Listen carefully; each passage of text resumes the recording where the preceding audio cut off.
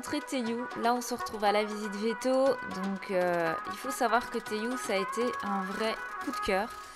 J'ai perdu mon ancien cheval de façon un peu tragique. J'en ferai peut-être une story un jour. Mais voilà, je cherchais un poney pas trop grand, qui a assez de peps. Et comme vous voyez, niveau peps, j'ai été servie. Et voilà, j'ai vu Théou et vraiment, j'avais déjà vu 3-4 poneys avant, mais lui je l'ai vu et j'ai tout de suite dit c'est lui que je veux. Aucun regret.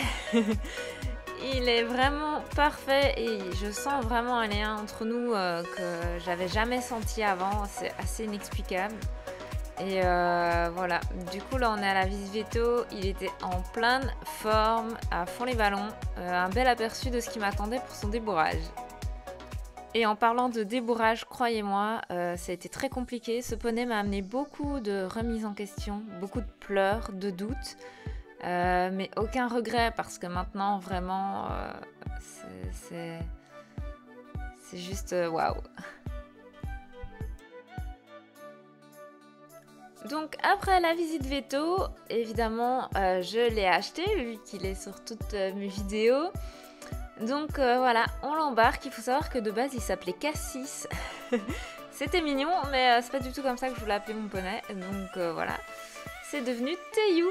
Et Théou signifie, se dit même Taïou, et ça signifie soleil en japonais. Et franchement, hyper heureuse d'avoir choisi ce nom parce que c'est vraiment le soleil de ma vie.